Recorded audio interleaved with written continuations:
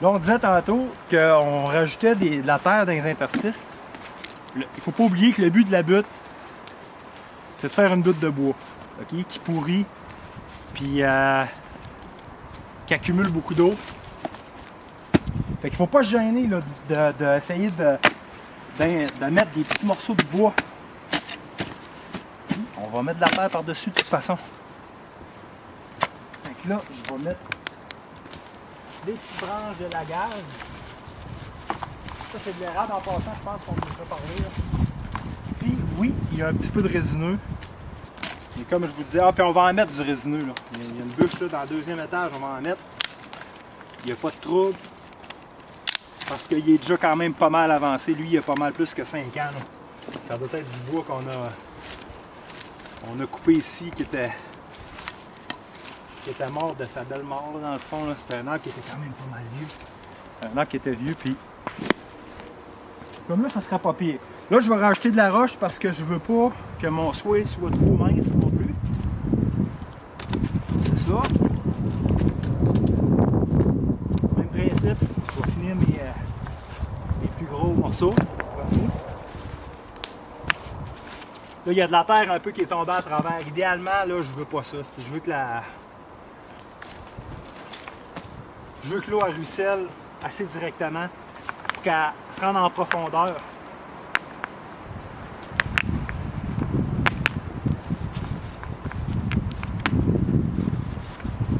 Et c'est sûr qu'avec le temps, ça va tout le temps, ça va être colonisé là, par la végétation. Là, on va l'amener au même niveau que le sol, où on va marcher. Parce que tantôt, je vais probablement, en avant de ce setup-là, en avant de la butte que j'ai commencé, vous faire un autre montage. Même principe avec du bois au fond, mais comme on disait, on va le faire droit, on ne fera pas de butte. On va faire un rang normal. Si le terrain le permet, mais je pense que ça a l'air quand même pas mal beau. Il y a de la roche, là, mais c'est pas... Puis là, la roche, on peut avancer un peu. Puis ça va être l'endroit finalement où on va marcher. Il y en a des belles ici, mais je vais les garder pour plus tard, parce que j'en manque pas. Des petites roches. Puis on va jointer avec le swale qui paraît pas vraiment, qui est plus discret. Tantôt on filmera peut-être de l'autre côté. Qui paraît un peu moins que j'ai fait. Là c'est sûr qu'on est un peu tard là-dessus. Là. Je me dis, j'aime mieux qu'on fasse ça à l'automne. La terre va avoir le temps de se placer un peu. Au printemps, ben, nous autres au printemps on peut pas venir ici à cause de la neige. Fait qu'on vient fin mai. Fait que la butte va avoir le temps de se compacter. Puis avec le mélange de terre qu'on va faire, que je vais vous montrer tantôt, on va être prêt à semer dessus. Tout de suite, ça va être fait pour le printemps. Bon. Fait que là, ça donne pas mal ça. On va pouvoir commencer notre deuxième rangée. Je vais rajouter un petit peu de terre au fond. Puis là, dans les bouts, je peux en mettre parce que notre souche, je veux la laisser là. J'ai taillé pour qu'on soit capable, j'ai taillé des racines pour qu'on soit capable d'insérer notre deuxième section. Mais je vais la laisser là, puis je vais tailler des racines de l'autre bord quand on va faire suivre notre petit amphithéâtre qu'on veut faire. Fait qu'il n'y a pas de problème. Je peux mettre de la terre là, puis la monter assez haut le long de la bûche. Mais je vais quand même essayer d'insérer des petits morceaux de bois. Là, vous voyez cette terre-là? C'est de la terre qui se compacte quand même pas mal facilement. Alors, quand on remplit souvent, avec tout le volume de roche qu'on a enlevé, on tombe comme en déficit de terre.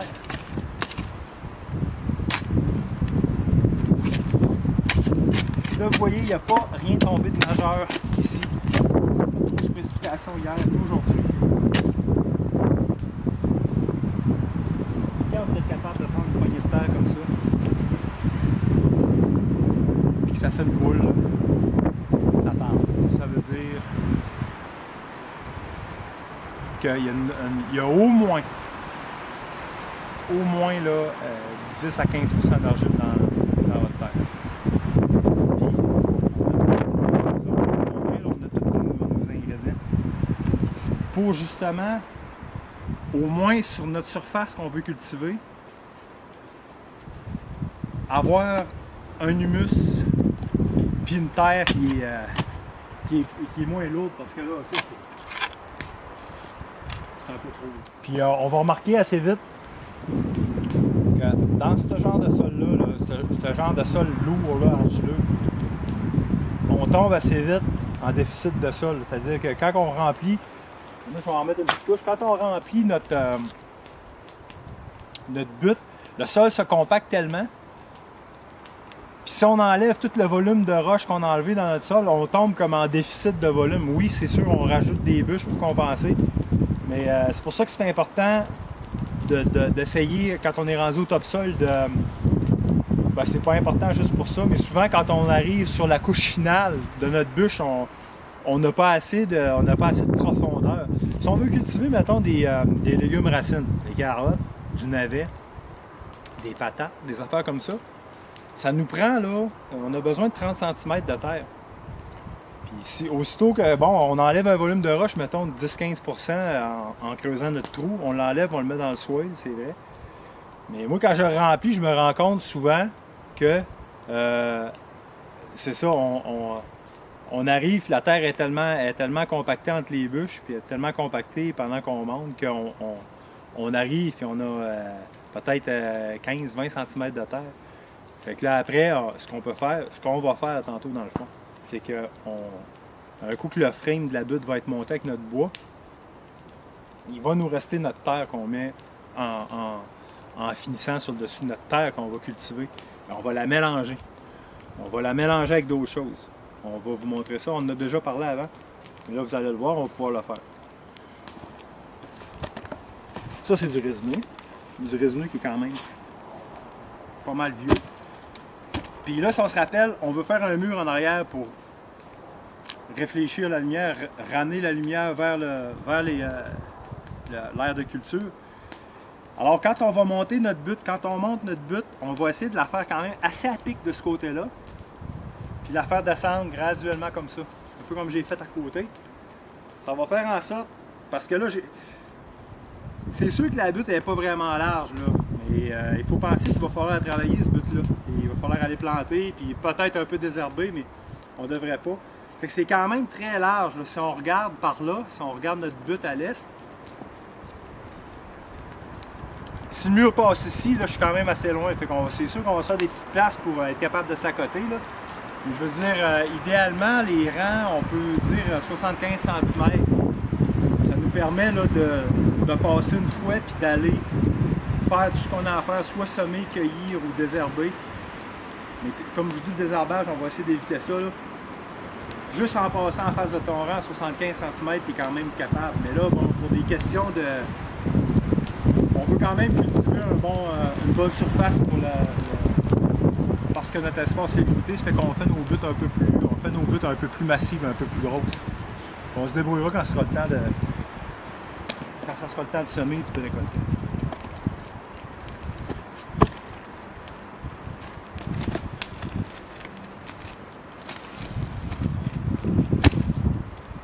Fait que là, je vais tomber à...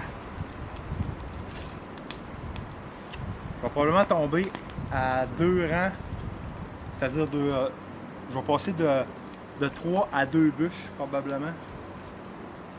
Il va me rester 2 bûches à mettre ici, puis une sur le top. Là, je vais recommencer, même affaire. Puis là, vous voyez, là, les bûches un peu plus courtes, c'est pas grave.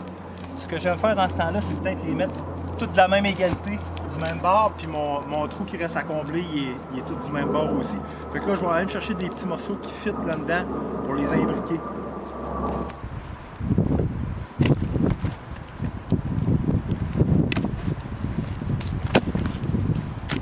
Comme ici dans le fond. En même temps, ça va me permettre de stabiliser les bûches.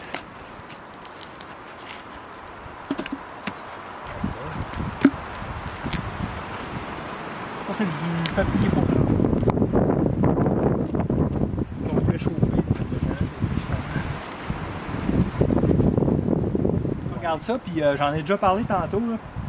C'est important de s'assurer qu'on a 25 à 30 cm de terre pour être capable de cultiver tous les légumes qu'on veut, les légumes racines comme le reste.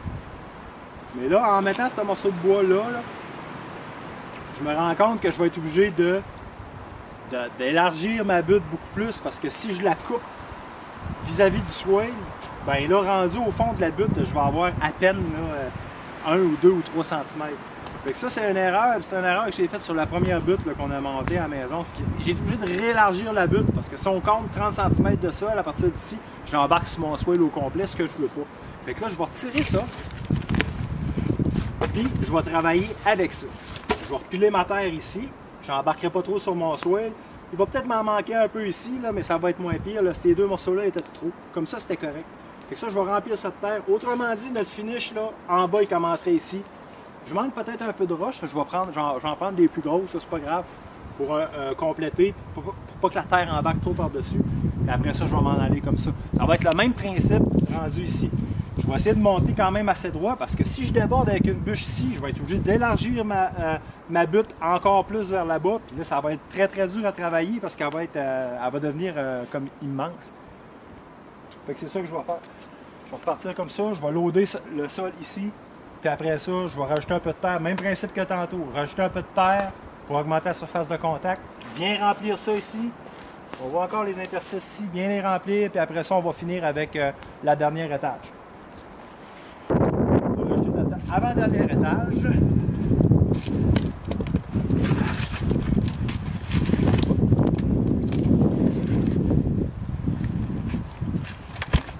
C'était là, parfait. Coller. Après l'autre section. Puis si vous avez remarqué, le meilleur que j'ai trouvé, en tout cas ici, c'est de travailler par section. Quand j'ai commencé là, j'ai enlevé ma terre, j'ai creusé ma cavité, j'ai envoyé ma terre où je travaille là, rempli de bois, pris ma terre, rempli. Même affaire ici, j'ai creusé mes roches d'un bord, de l'autre bord.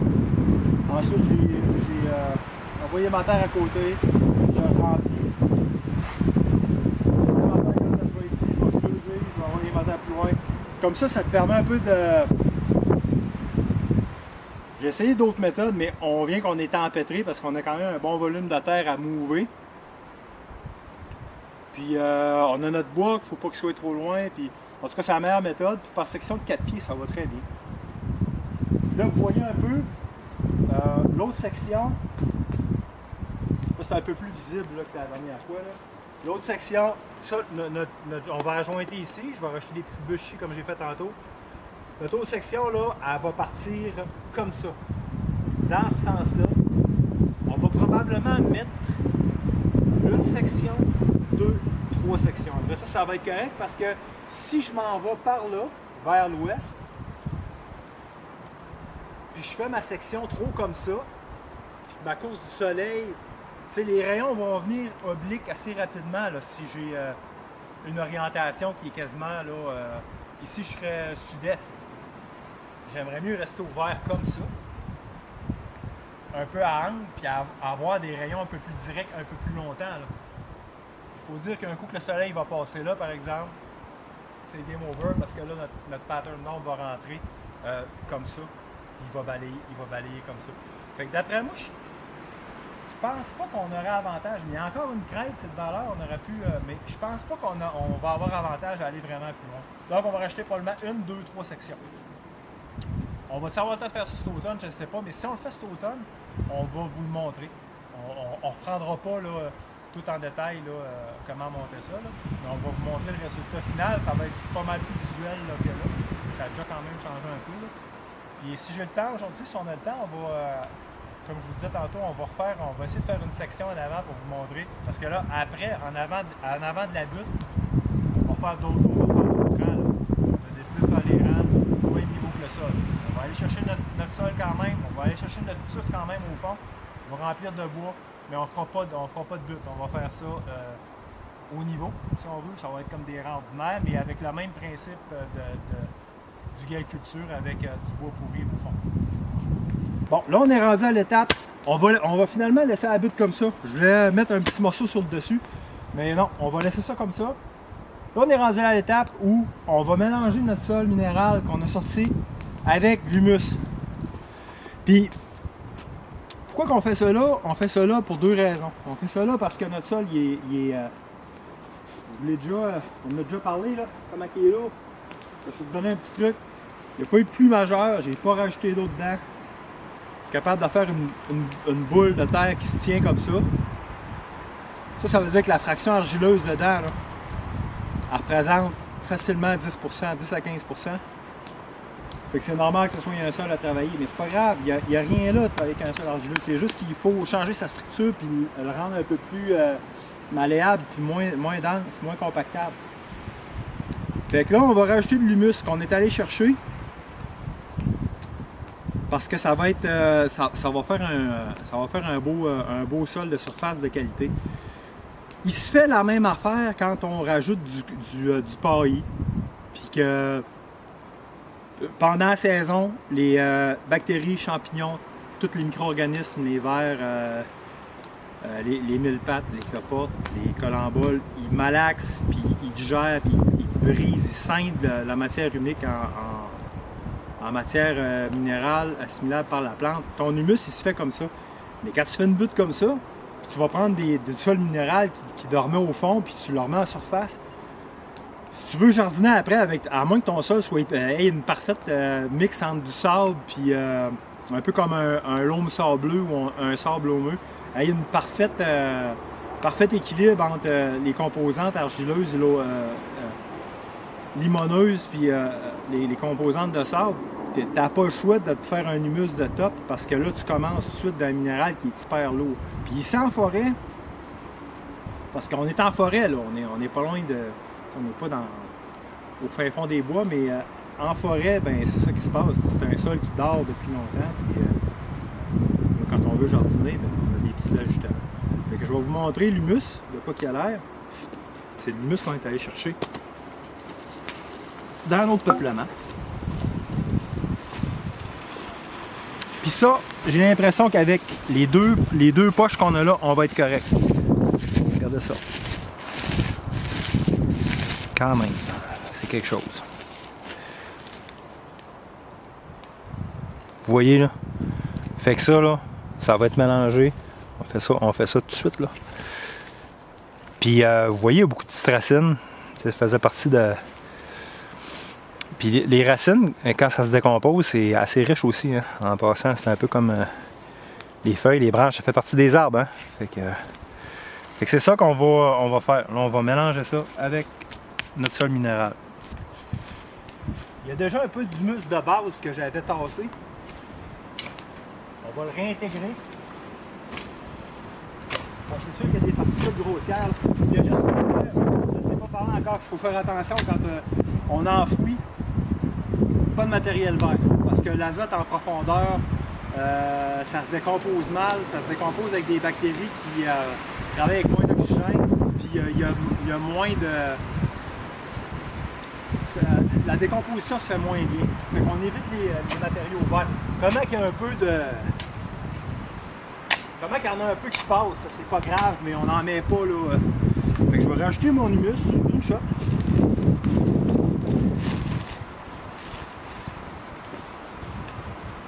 C'est pas trop loin non plus là.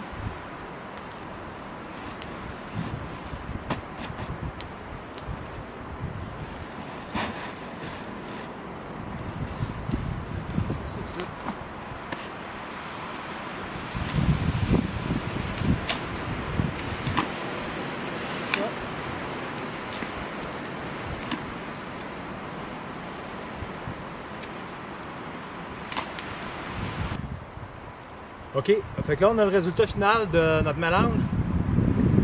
Ça a pris les deux poches de moulée qu'on avait remplies. Ça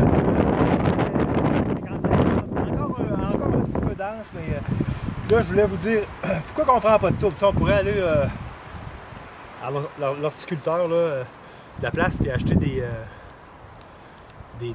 4 pieds cubes compressés de tourbe, mais On préfère travailler, là, on a commencé ça ici, puis on va essayer de rester le plus naturel possible. Puis ensuite de ça, ici c'est un ancien peuplement. Là c'est rendu mix, mais c'est un ancien peuplement résineux. La terre est probablement, j'ai pas fait d'analyse de pH, ça c'est à venir, on va attendre l'année prochaine pour ça je pense. Le pH est probablement assez acide, de l'ordre de probable 4,5 à 5.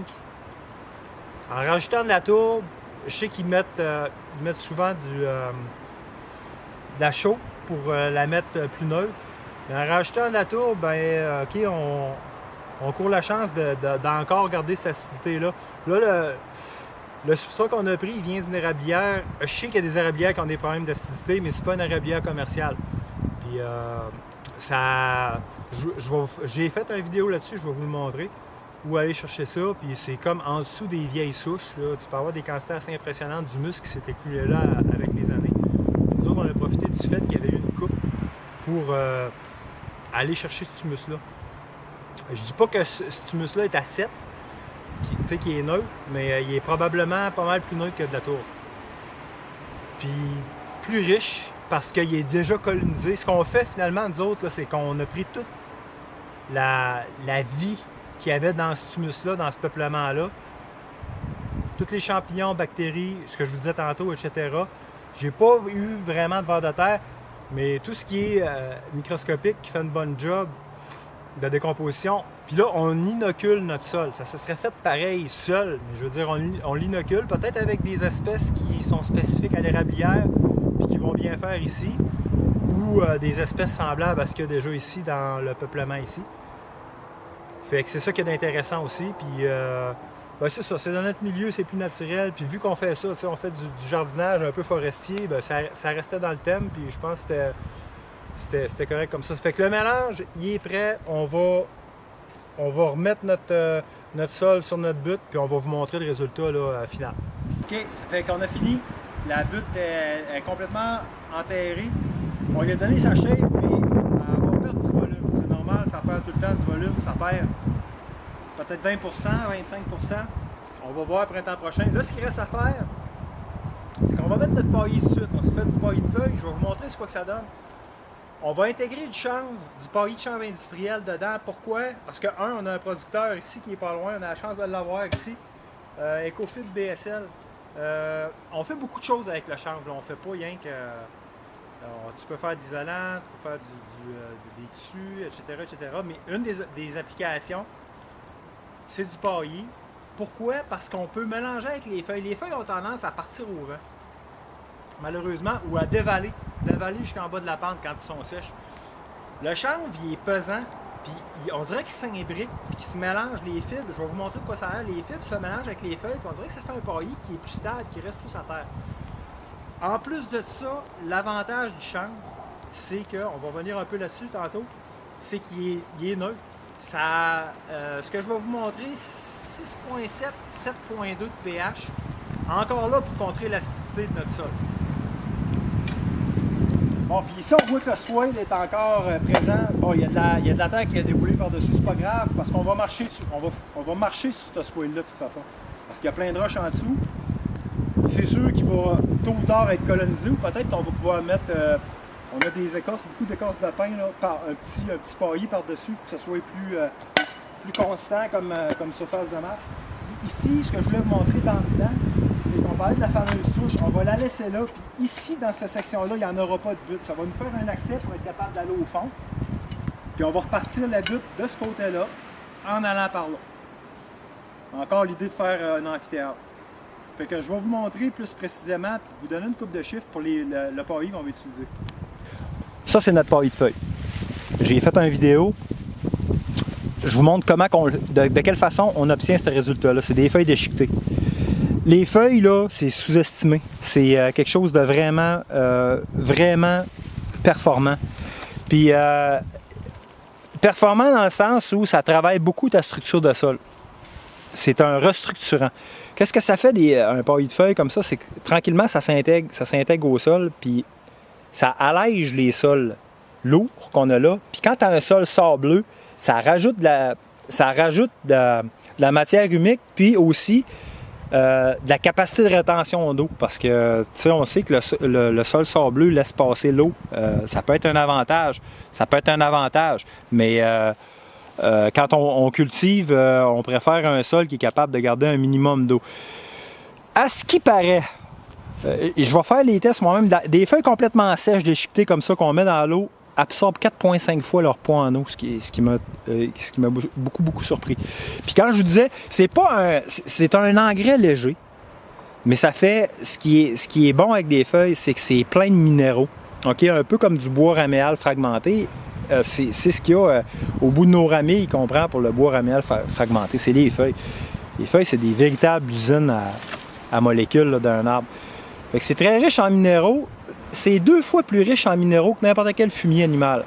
Mais qu'est-ce que j'entends par minéraux? Là-dedans, il y a les minéraux très importants, les minéraux majeurs, essentiels, qui sont ceux-là qu'on connaît, NPK, azote, phosphore, puis potassium. Puis juste pour vous donner un exemple, les feuilles, là, la formule d'une feuille NPK, c'est du 2,8, 1,5. Ce qui n'est pas mauvais, c'est un engrais léger.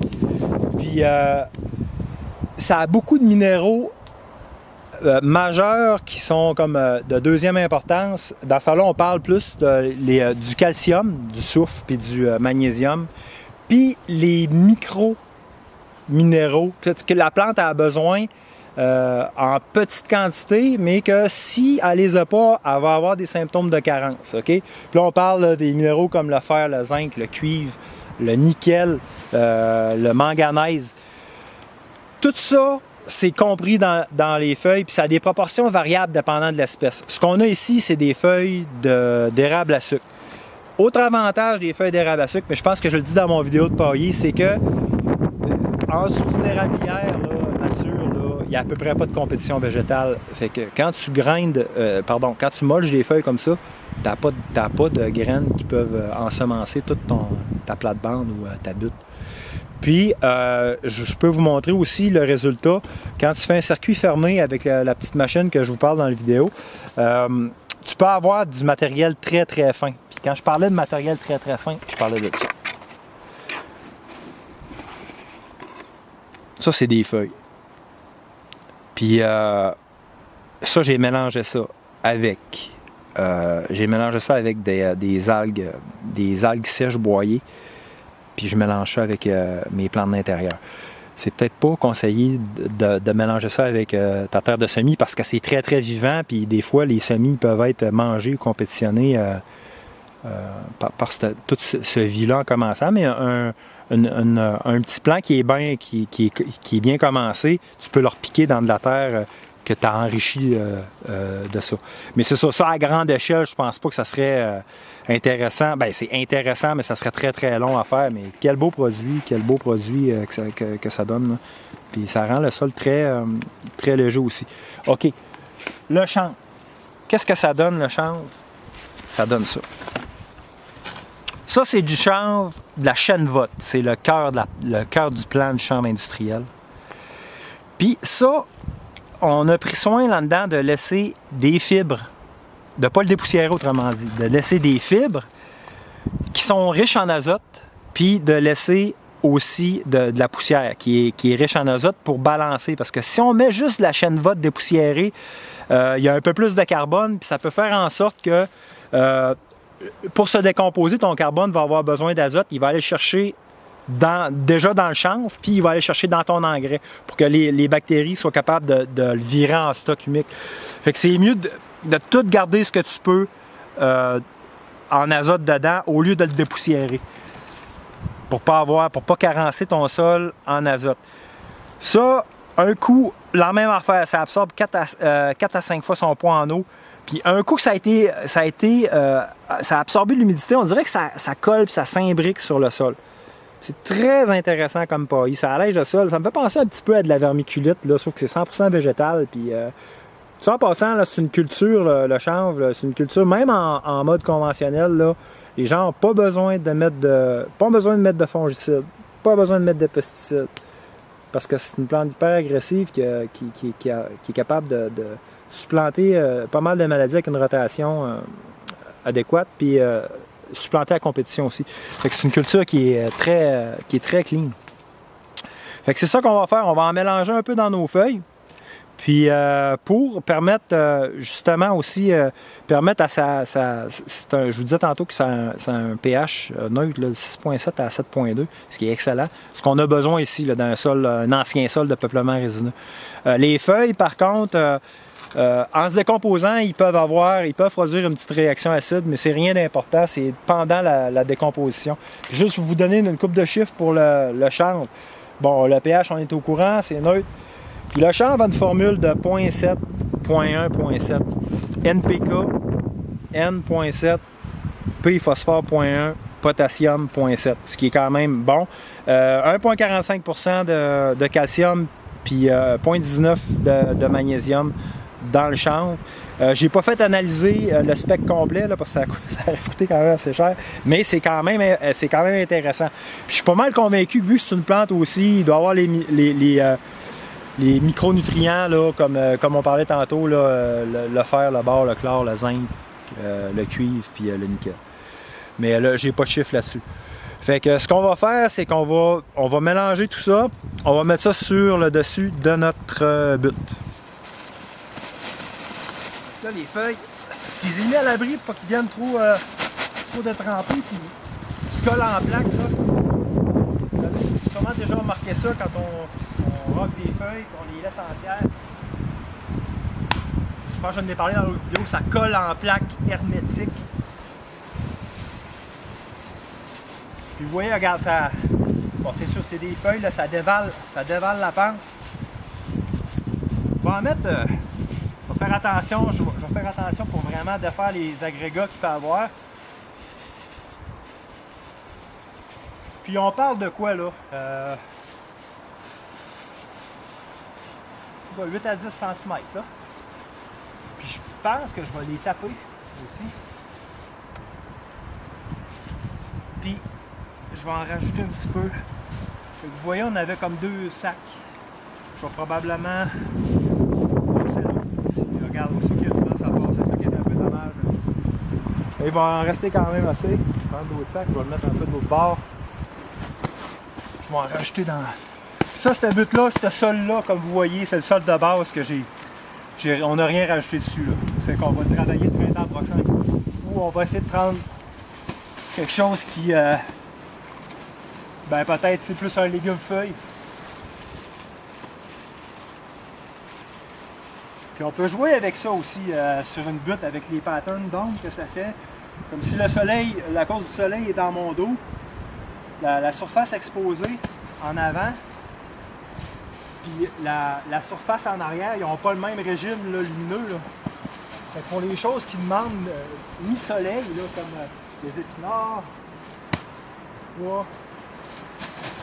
la laitue, c'est peut-être mieux de planter ça. Ben c'est peut-être mieux, on l'a constaté.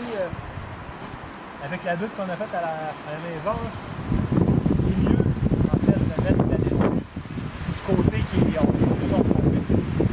Mettre les plantes, c'est du genre dans le soleil, du côté du soleil. Je peux jouer avec ça. Puis là, je pense qu'on serait correct, il m'en reste un peu. La butte est assez à pic. Fait que les feuilles ont de la misère à coller. Je vais rajouter le chanvre. Là, c'est sûr que mon chanvre il est très sec. Quand il va pleuvoir par-dessus, ça va le transformer un peu, puis ça va faire qu'il va venir un peu plus lourd, un peu plus malin. J'aurais même pu le faire tremper un peu avant. Je sais pas penser. On n'est pas clean avec ça. Puis là, comme je vous disais, il va y avoir un mur en arrière. Fait que probablement que le mur va arriver à peu près ici. Il va courir le long pour réfléchir. On va probablement faire grimper quelque chose dessus ou le laisser les premières années, voir, tester comment que ça fait. On va essayer de le mettre assez haut. Notre bois, il est là. Je pensais prendre de la croûte de cèdre seulement, mais je pense que je vais en manquer. On va probablement prendre du bois de plage. Mixer les deux. Là. Puis, alors, c'est ça. On va laisser ça de même. Puis, c'est ça, notre mur va monter comme ça. Fait que ce qu'on a décidé, on parlait de ça ce matin. Ce qu'on va décider, c'est que quand le mur va monter, on va remplir le. Ça va faire comme un petit creux de terre ici. On va le remplir soit pour le mettre. Au niveau ou pour le mettre un petit peu plus haut pour encore là concentrer le soleil là.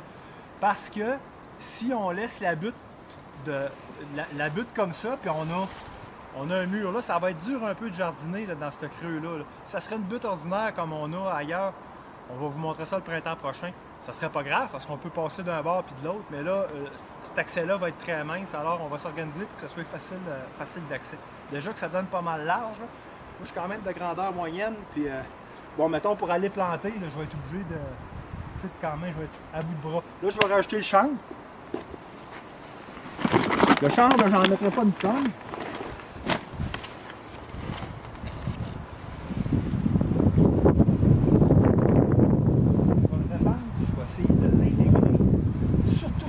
Sur le dessus parce que c'est là qu'on a le plus de misère à garder nos feuilles. Je vais faire un très très beau cahier. Fait que c'est ça, cette lutte là va être prête pour le printemps prochain. Puis je pense qu'on n'a pas encore décidé, on se fait des plans on fait des rotations de culture. Je me souviens plus si on a fait un plan pour savoir qu'est-ce qu'on va mettre sur elle. Puis c'est ça, comme je vous disais, si on a le temps de finir, j'aimerais ça vous montrer le produit fini. Tout ça soit prêt pour le printemps prochain. Puis à cultiver, mais je sais pas si on va avoir le temps. Comme là, il a tombé des petits brins de neige tantôt. L'hiver ici, ça prend vite. Puis c'est ça. Bon. Là, ça donne quelque chose comme ça. Je pourrais peut-être en mettre encore un petit peu. J'ai vraiment l'impression que les feuilles vont dévaler. On va voir. On va en rajouter un peu.